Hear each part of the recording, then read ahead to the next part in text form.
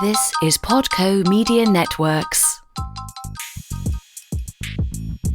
On episode 147 of Confessions of a Marketer, the future of advertising. Hi, it's Mark Reed Edwards. Welcome back to Confessions of a Marketer. Catharine Hays is here to talk about the future of advertising. We will get to that in just a moment. We have been on hiatus for a couple of weeks as we looked around and assessed this changed world we live in these days. The world has turned upside down, and I wondered how to make the interviews I already had in the can before the crisis started relevant to this world. And I think the best way to do it is to just forge ahead. The things we knew before COVID-19 took over our consciousness will return, in some form, at some point in the future. Life also goes on, so we'll continue Confessions of a Marketer with that spirit, dealing with COVID-19 where it makes sense, and thinking about how marketing can contend with all the things that are happening. One thing I will ask of you, if you are hiring marketers, or if you have a compelling story to tell about finding a job in this environment, I'd love to hear from you. Just email me at confessionsof@icloud.com. Most of all, what I hope for you and your families and all of our families is continued good health. We do have a number of chats in the works, including Michael Mathias on retail in the COVID-19 age. Plus, in the weeks ahead, Henrik Becker, Senia Monten, Dave Woodward, Larry Ludwig, and Naira Perez. Lots more in store.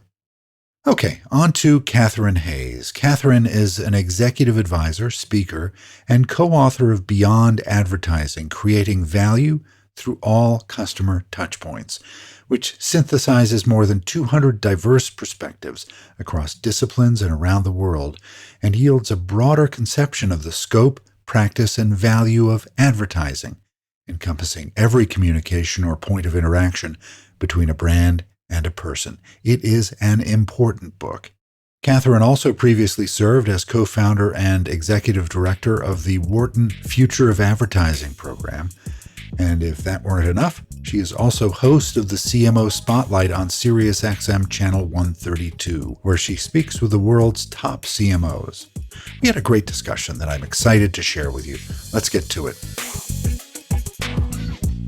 Catharine, it's great to have you on Confessions of a Marketer. I know we started talking about this a while ago, and it's wonderful that the day has finally come.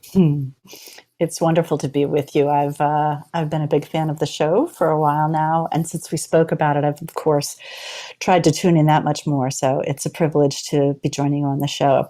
Thanks so much. Can you share your background and what you're up to these days? How long do we have?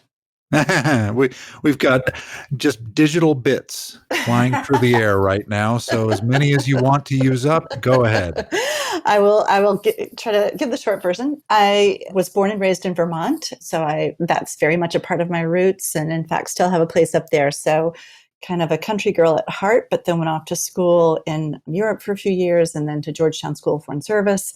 Worked for DC, kind of revolving door, typical government, consulting, local trade association, and then off to Wharton to the Lauder program, which was just started. So it was a dual degree program for MBA and a master's from the School of Arts and Sciences in International Studies. So also very international in scope, and was recruited by AT&T. So came to New Jersey to work in strategy and marketing and corporate sales, and also on the chairman's staff, putting executive programs together when Mike Armstrong was there. So I was there for about 16 years. And then I was recruited to do similar programs that I had done at AT&T, a lot of pioneering stuff at the American Cancer Society in their Eastern Division. So spent 3 years as a national director working on forging partnerships and relationships with corporations throughout the state and working with the local offices of the American Cancer Society. So that was, as you can imagine, pretty rewarding. And then the last chapter of my career, the most recent chapter, I should say, was at the Wharton School. So I co-founded a research center there, sort of within a research center, a program called the Wharton Future of Advertising program with Professor Jerry Wind, who's a sort of a serial entrepreneur at the Wharton School and a professor there who had founded the SEI Center for Advanced Studies in Management. So we built that from a concept, an idea, to a global advisory board of over 90 people from around the world, from all sorts of different disciplines. And importantly, work together with them and an even broader community to write a book on what the future of advertising could and should be. And that wrapped up in 2018, the program, when the professor became emeritus.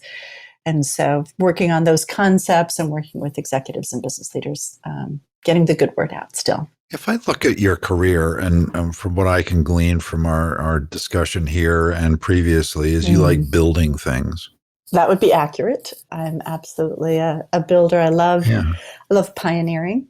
I love thinking about what needs to be and then collaborating, bringing people together to try new things and new ways to make better things happen. I am a builder. It's true. And now, as an advisor to CMOs and other C-suite executives, what are a couple of pieces of advice you give them about the impact of their decisions on their businesses, their people, and their communities? And what's interesting about your career is, working for AT&T and then for the American Cancer Society, you've kind of been on both sides, community, the business side, and the people side. It's an interesting combination. Yeah, I think that's, and I think it's one of the things that I enjoyed bringing to academia was having, had P&L for $1 billion plus product line and, marketing budgets and having to manage groups of people and that sort of thing. So to be able to have that and also to be on the other side with organizations trying to work with corporations. So I feel as though most recently in particular, and especially through the work that we did through the Wharton Future of Advertising program, WFOA for short, was to really, essentially and advising is a tricky word. I like to think about it as sort of constructive conversations, but more along the lines of trying to say, have you taken the opportunity to really step back from the day-to-day, from the demands of growth and ROI and this quarter and staffing and retention and those sorts of things, to really think ahead, to really sort of think more aspirationally about where you want to take your business as well as your personal legacy over the next 5 to 10 years. It sounds like something good business executives should be doing, but probably aren't. And I really learned it during the Wharton program because we held annual meetings where that's exactly what we asked executives to do, to stop what they're doing, put everything down and come, collaborate with different leaders from around the world to they were very interactive. This was not people standing up in front presenting. It was very much sharing and discussing. And that was the feedback that we had, which is I just don't take or make the time to try to really put my sights on something bigger. And what's occurred to me, especially lately in some of the conversations that I've been having, is that it's not just about, the business. It's also about, a personal legacy. What is it going to mean for when I look back on my career, in addition to making a decent wage and more, and in addition to achieving and exceeding all of the corporate objectives that were set for me, what really is going to happen to the world, and what's my personal legacy and all of that. And that's been exciting and interesting. So it's where one's personal values come in.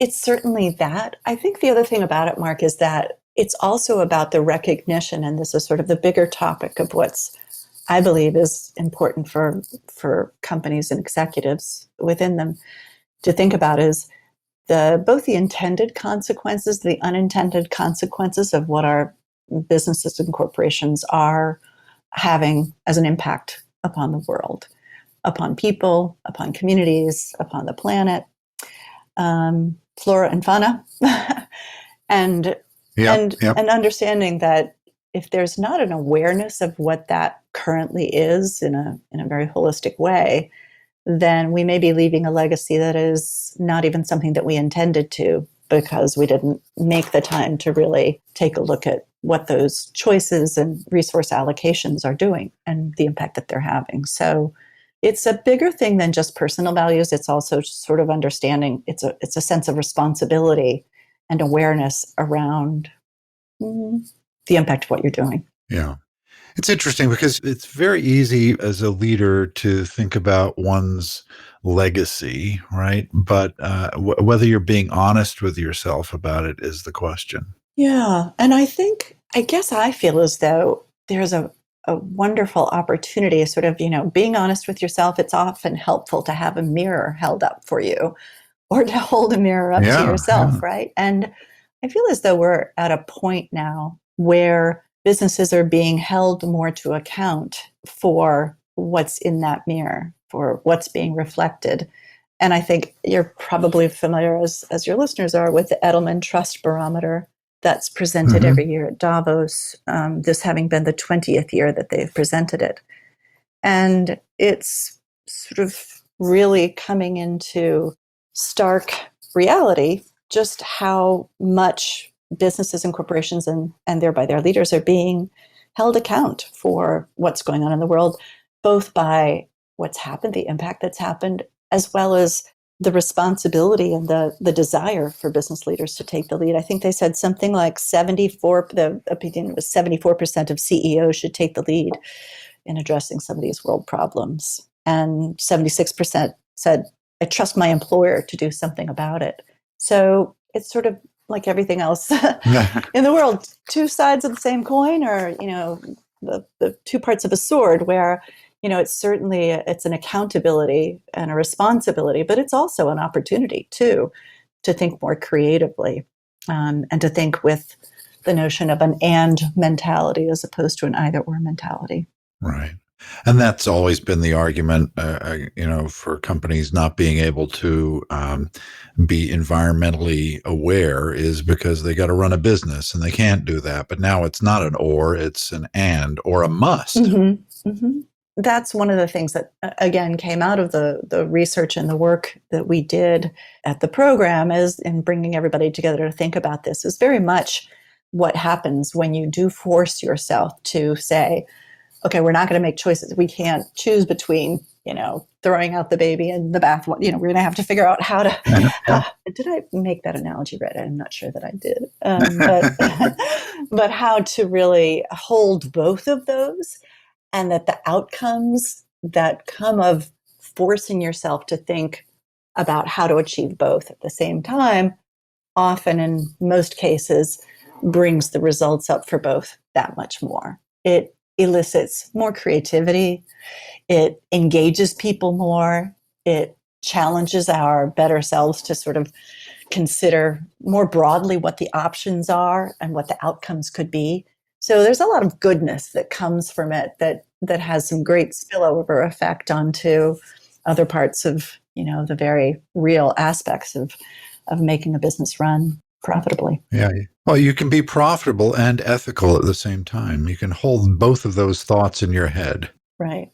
And there's never been a better time for it. I think you're in just really good company. I think that's the thing that I have found, Mark, so striking over the past couple of years. It's something that we talked about when we published our book in 2017, but I've just been so struck by this groundswell of embracing that notion, certainly with the Business Roundtable and the signatories. And one can be cynical and say, okay, yes, Sure. they signed their names. Where the heck is the results? And what have they done for me? Where is it? But you have to start somewhere. And you really Right. have to start, as we know in storytelling and marketing, by changing the narrative.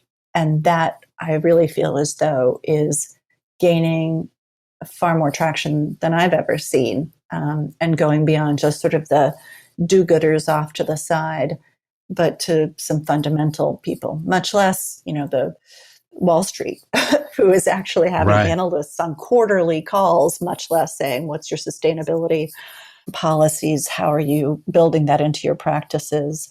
And certainly from an investment perspective, that's beginning to change. So there's never been a better time, with more support, that you're not going to look like an idiot or sound like a bleeding heart, to be having these conversations and having them seriously with your team and with if you're a marketer, with your CEO. Yeah. It's not long ago, 10, 15 years ago, where sustainability wasn't even in the top 100 list for a CEO. So it's pretty extraordinary that in a relatively short period of time, it has become in the top five. I agree. And also, we all know about CSR, corporate social responsibility, and that was over Yep. there. And you had a department for it. And you did cause marketing and you had pink ribbons and you had a philanthropic arm and you did that over there. And then over here, you did business. And I think Right. that too, I mean, that was certainly the case when I was at AT&T. And I'm not saying it's a bad thing. It's just to your point, the evolution and how rapid that evolution has been to where we are now, I think speaks certainly volumes about the benefit of burning platform, as we Yeah, used to call exactly. it, right? How are we going to Yeah. change? Yeah. Well, I know, let's set this whole thing on fire and see if we can get creative. And certainly in terms of what's going on with the planet and communities, unfortunately, we're there. Yeah. Do I sound too doom and gloom here? Are we No, it's okay? Because this is a hopeful so I message. I think just want to be clear. yeah, and I think that's the point, that when you look around at the world today, it seems like we're all on the same burning platform, right? And we've all got to Precisely. dive into the ocean together. And that's not a dire thing, that's a hopeful thing, that it forces you to do certain things. So if the climate crisis is getting to a point where we're going to absolutely have to do something, well, okay, maybe we could have done it earlier, but it's a good thing that it's going to force us into doing Right. something to make the world better. The ethics scandals of the early 2000s forced accountability, literally, right? It Right. forced accountability of corporations, so that those types of situations would be avoided. Would it have been nice if that hadn't happened? Yeah, but it did happen, and it forced some legislation to make sure that companies are more accountable, literally. So bad things can turn into good things. True. And we're certainly not there yet in terms of full accountability and Sure. full kinds of things. But I guess there's carrot and stick. There's certainly regulations and that sort of thing to force with fines and that kind of thing. I guess what I tend to, and from a systemic change standpoint, that absolutely has to be policy supporting this. And to Yep. your point, accounting practices that are supportive of this. I guess I tend to think about, especially in talking with individuals and executives, what is within their scope and control on a day-to-day basis, and the immense amount of resources that are available to be able to do that. I think the other sort of carrot in this is, if you ask any executive what their top three, what keeps you awake at night, I would say 9.5 out of 10 times people is going to be in there, attracting, retaining, and motivating great people. And, Yep. we're finding there's research after research, certainly anecdotal, but truly not even just our favorite millennials, but across the board, people want their organization, the company for whom they work, to be addressing these sorts of things. And they're going to be more motivated, more prideful, more wanting to work hard for an organization that's broadly trusted and respected because of the choices that it's making. And so the sort of externality, the wonderful externality of starting to address these sorts of things and engaging employees and stakeholders across the board in this is that you're attracting the kinds of people that have the kind of creativity and purpose to want to really make these sorts of things happen. And that's an important aspect of it. So let's talk about your book, Beyond Advertising, which paints a picture in which all touch points are orchestrated and aligned. How does that work exactly? And is this close to being a reality? It is. It is getting closer. The underlying concept behind it, Mark, is sort of the why of orchestrating all touch points. Because I think in the past, traditionally, we've thought about the 4 Ps, right? And how marketers, when basics of marketing are responsible for the 4 Ps. But in fact, marketers in this day and age have had just responsibility for the message, for advertising for media budgets, and really not anything about product, much less pricing, placement. And so their scope, the marketing scope, was actually quite narrow and really about communications and connections from a media perspective. And so what we really learned in doing the research of the book, which was collaborating with some 225 thought leaders from around the world, thought leaders, let's call them innovators and executives and academics and students, was to really acknowledge that if you look at it from the perspective of the individual, what we used to call in the olden days consumers, but that's a pretty narrow way of thinking about them, is that their impression of you, your brand, is a result of all of the ways that they interact with you, that they don't make a distinction. We don't make a distinction between what we hear in an advertisement and what we experience when we experience the product. And in fact, if there's a disconnect, then the credibility and the meaningfulness and the effectiveness of the advertising falls flat. Yeah. So it was really, for starters, just to be able to sort of expand much more broadly the way that we even think about it, from package design to product design to certainly customer service, that which in the days of outsourcing, we were like, customer service, let's throw that out of our organization because that's not our core competency. Our core competency is making products and selling it. And the understanding that bringing that back in is probably one of the best ways to understand what your customers are really thinking about you. So for starters, just really trying to expand the notion of all of these touch points and the notion of how important they are to consider all of them.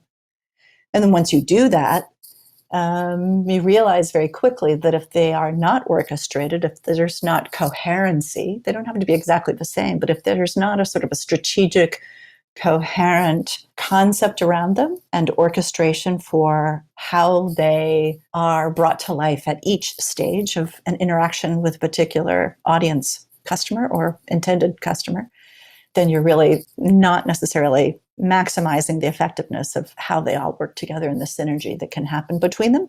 And conversely, that you're in fact harming it. So you could be doing great stuff over here in one part of one touch point and something not so great over here and counterbalancing it, but not really being able to measure that interaction and synergy.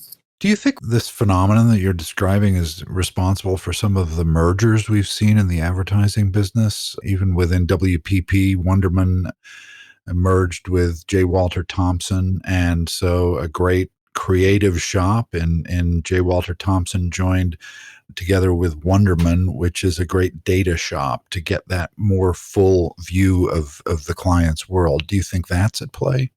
I do. I think that's a sort of a somewhat small slice of it, where you're bringing back together the media part with the creative part. And there's certainly a lot of discussion over the years as to whether it was a good idea to break it up in the first place. Right. But I think some of the other mergers and acquisitions that happened, not necessarily whether they're successful or not, but the intent to merge with consulting firms who went back up, to the more strategic level about what is it that more broadly that we're trying to do. And in theory, taking on the kinds of roles that the McKinseys and the BCGs took on to think more broadly about what is it that we're trying to achieve and how are we trying to achieve it through all of the different aspects of our corporation touch points. So I think that there was an effort there to do that, in addition to the sort of, if you will, sort of lower down aspects of just within the traditional realm of marketing and advertising. Yeah.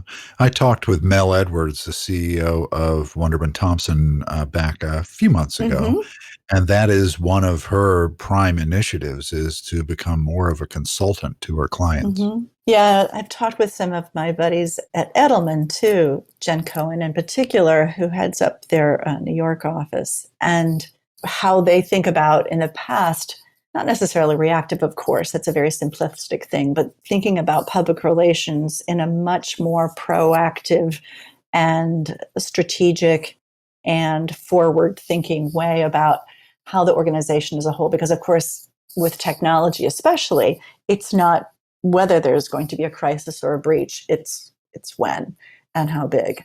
And so the digitization has forced them to be far more strategic and to work with their organizations or their traditional partners in new and different ways that are, again, sort of broader and more holistic out of necessity. Yeah. I want to learn more about the Future of Advertising program at Wharton that you were involved in up until 2018. Can you tell me about the kind of work that you did there and the types of people who were involved with that program and the conversations that you had with them? It sounds like a great group of people. Oh, it was amazing. I miss everybody, although we keep in touch. I felt like it was truly a community that was brought together. The original concept was launched in 2008, early 2008. And if we think back about what was going on, then it was a pretty different world than now. Yep. Should we do social media? I don't know. What is that? It's like, ugh, that's just, and, everything that wasn't even in existence then, but everybody was feeling back on their heels about what was going on. And so the notion was to sort of take an academic independent approach and bring lots of different kinds of parties together, different types of agencies from different kinds of agencies, but certainly, academics, researchers, neuroscientists, cultural anthropologists, creatives, as well as media, sort of all different, trying to take, a mosaic picture of it. Again, also very intentionally international, to say, where are we going? And instead of kind of reacting to everything, is there a way for us to get ahead of this, to foresee the future, so that we can be more proactive in what's coming along and take a hold of it that way? So that was sort of the initial thing. And I think what was fun about it, Mark, was that it brought together some amazing organizations, but it was also the type of people who wanted to be part of that. Everybody kind of had to put their, I know everything hat at the door. Right. Or if that's who you were, you didn't bother coming because it was so much about listening. Chuck Porter was one of our original board members. And, he just said, look, none of us knows everything. And if we can all sort of share something, we are all going to be better off. So there was really a sense of camaraderie and respect that I think I really enjoyed. It was also helpful to have an academic setting. So it was, again, independent in that regard. And we always included students to bring the next generation concepts and reactions along. So that was always encouraging. But what we came to understand, we started by trying to do a baseline. Academics tend to be researchers, and we had a lot of wonderful research organizations, companies as part of us too.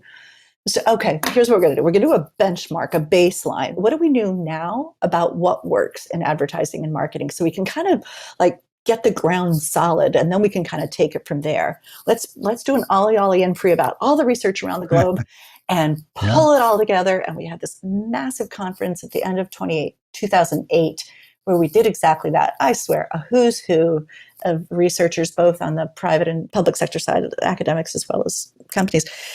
And it resulted in this, now famous special issue of the Journal of Advertising Research, where we, really nailed it down. We did another one about a year and a half later. But what we found was that those insights, what we knew it was held to a very high standard, to sort of this empirical generalization. So it couldn't just be one study. It had to be something that really held up across.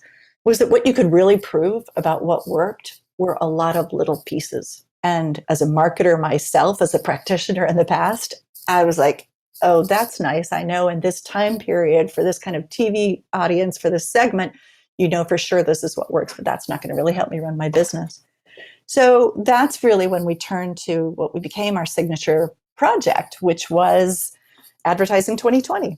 It started out that way in 2012. We launched it. But it was really, I think, what became the way that I thought about it and what we all began to think about, and certainly was the genesis of the book. What could or should advertising look like in 2020?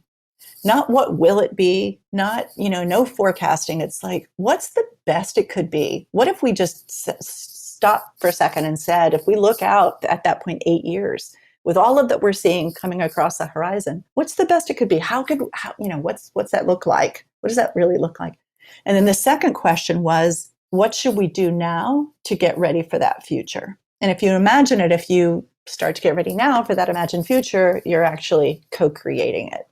So becoming part of creating a more desirable future. And I'm not sure if the book, was part of it, but I do feel as though that's how marketers and advertisers and indeed CEOs are thinking about this, as something about we have the opportunity to shape what the future is going to be, not just take advantage of what's now or react to it. So the people who were involved were pretty wonderful. Great conversations, I think.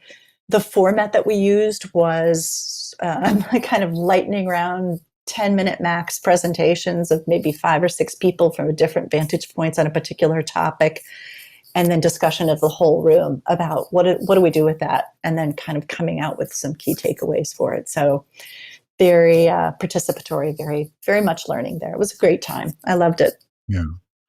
And the time span of this program from 2008 to 2018, the world was changing dramatically in that period of time. There was the financial crisis, the Great Recession, the incredible impact that all of that had on marketing, and then the rise of social media. And the options for a marketer were greater than ever. So figuring out the right focus became a huge challenge. So I think that, Oh, don't if you look, forget the old digital transformation. Remember that of one? course, yeah, yeah. I was talking to someone recently who said their company is undergoing a digital transformation, and I said, "Well, you're about 20 years too late." 10, whatever. Yeah, but it's ongoing. Yeah. But that time span is, I think, one of the unique 10-year spans in the last 60 years because of the upheaval that happened and continues to happen. I would agree. I would absolutely agree. And I sort of joked about, or we both did, about digital transformation, and it is certainly ongoing. But when you think about it, because I think that's been perhaps one of the most fundamental, the impact of technology change, wouldn't you say, if you just sort of Yeah. take a broad sweep in terms of how people run businesses overall, but certainly the world of advertisers and marketers, now we quite can't step away from it because there's still so much that's ongoing and underway, but it's essentially fundamentally automation and intelligence and efficiency and effectiveness. Yeah. That's what underpins it, right? It's how do we use these technologies and the speed of information and processing and all of those other huge shifts that happened, to your point, over the last 10 years. During that 10-year time frame, how do we really take advantage of it, and how do we do that to keep up with massive changes in business models that are completely disrupting, another favorite word that came out during that time period, in fundamental ways, how we think about bringing products to market and connecting with people, customers. What's interesting, I think, Mark, as we look ahead, because I'm trained now to always be kind of trying to look ahead 3 to 5 years on what's on the horizon. I think those are all important and good, and everybody's still underway. You can't not be thinking about how to use the technology that's there to do those things, to automate intelligence, et cetera. But it's kind of like we should really start very, very fundamentally right now thinking about things like people and communities and feelings and humans and empathy, and that are not necessarily anathema to them. But I come from AT&T. We went from analog to digital, so the analog kinds of things that are about people talking with each other and humans discussing, and legacy, regret, aspiration, all of those sorts of things that aren't part of a digital, strictly speaking. Although in talking with my CMO buddies, over the years, they certainly are trying to have it as part of it. But it's a real critical point, I think, a critical juncture for us as we move into this next decade to define it as we want to make sure that that's a critical part of it. I'm very, very hopeful and excited and want to make sure we really focus on that too. Yeah. It's like, I think John Lennon said that sincerity is the thing. Once you can fake that, you're all set. I don't remember that. That's who it was attributed to. I don't know whether he actually said it, but you understand the sentiment. I do. And there's so much right now, with, a lot over the last couple of years in particular about purpose-driven businesses. And understandably, to that exact quote, there's a lot of skepticism around it. It's like, oh yeah, slap purpose on it. And then everything that you're doing poorly behind it is you're trying to cover it up or greenwash. And I have a lot more empathy for marketers. I do believe marketers and executives, in many, many cases, not all, there's some bad players out there, but are trying to do the right thing and are trying to think about this notion of purpose or a North Star, or why is this business really in existence? What is the role that we're playing in people's lives? Right. And, taking that way of thinking about it much more seriously as they're going through these necessary business transformations and experimentations with new models and direct to consumer and that sort of thing. So yeah, I think it's, let's give them a chance. Is that also a give peace a chance? That's another Exactly. That's another one. Yeah. And as someone I've made my living in digital media and digital marketing for 25 plus years. And I think the key word in digital transformation is transformation. It's not digital. It's transforming the organization using some kind of method, whether it's digital or some other way, changing it, making it fit in the world of today and tomorrow rather than the world of yesterday. I think so. You can tell I love words because I think they're so helpful in terms of how we frame things, and framing is so important. But when I think of digital transformation or any kind of transformation or even just disruption, I think about, okay, why? Yes, to be in a better world, but transforming to what? What are you creating? Is it just more efficiency? Is it just more data? Is it just more effectiveness? Are you turning people around faster, or is there something else? What's the bigger picture here that you're transforming your company relative to the reality of that you're not a solo player in the world. You're part of this global community, and whether you want to be or not, you just are. It's sort of like in the olden days when they say, are you involved with exporting? It's like, no, well, you are, because if you're not competing, you're being competed against by those who are coming into your market from other countries. So I think that's one of the things, again, sort of back to, picking your chin up to a little bit more, like where is this transformation going? What are the qualities of that transformation on the other side that you want to keep? You may want to bring along some of the things that were really essential to the very forming of your corporation or organization that you were trying to achieve. And what do you keep? What do you not keep? And what do you have for an aspiration for going forward? Right. What's the best it should be? You mentioned your CMO buddies earlier, and you talk with a lot of CMOs on SiriusXM CMO Spotlight on channel 132, I'll add.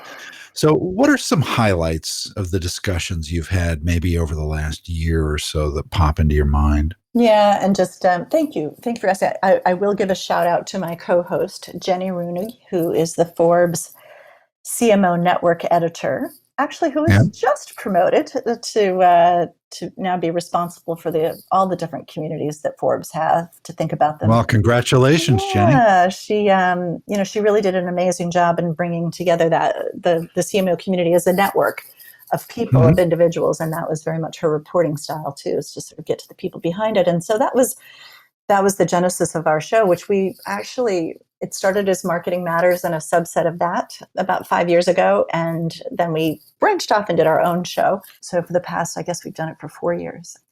I would say that, I tend to listen in for things, of course, maybe we all do, for what gets people most excited. That's what you do on your podcasts, right? Yeah, exactly. That's the fun part of the conversations. And so that's been really exciting to hear. And some of the things that I do hear is the process of transformation. When the realization has been made, oftentimes, as you know, when a new CMO comes in, have been asked to come in, either because they wanted to make a change or because that's just what happens. There's such turnover, as we know, with CMOs. Yep.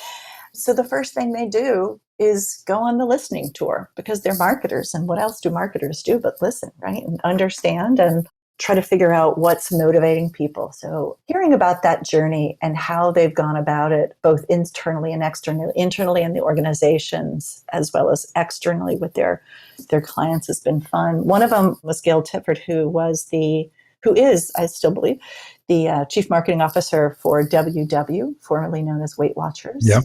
And it was really interesting as they rethought and went through their transformation from just food to thinking about the whole person and the whole individual, and understanding that weight is more than just what you eat. It's a frame of mind, and to think holistically. So you can imagine going out and talking to people with that framework was interesting. And she talked about not only the broad research that they did, but also the small data, as they say, to have the kind of one-on-one conversations or literally in-home conversations with some of the untapped audiences, with men, and with understanding, so how do you think about weight, and what do you think about it? What does it mean to you to be healthy, and what is that in your lives? And, almost hearing her choke up to say, what they told us about how important it is, and for me to hear that firsthand, as well as my team, and to go back and have that as part of what motivated us as we went through our transformation was really powerful and exciting. In addition, of course, and having that then inform the kind of data that they wanted to go out and gather and use to become effective.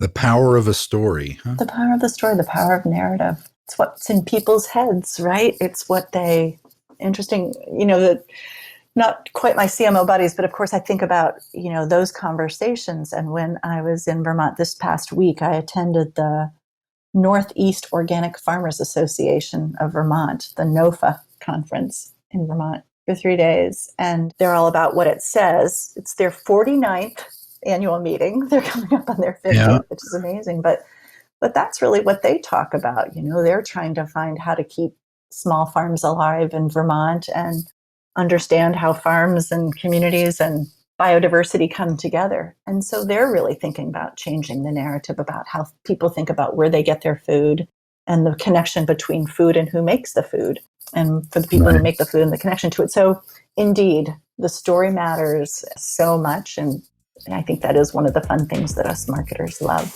is that story part of it, and the narrative. Well, Catharine, this has been just wonderful. It's great to pick your brain and hear the stories and learn about the future of advertising and everything you've done in your career. It's been wonderful. Thank you so much. It's been a pleasure talking to you. Now I know why everybody's such a big fan. Thank you. Thanks. Appreciate it. All right, next time we're hoping to have Michael Mathias in to chat about retail in the COVID-19 age. So stay tuned. Confessions of a Marketer is a trademark of Podco Media Networks, and this episode is copyright 2020. I'm Mark Reed Edwards. Stay healthy and see you next time.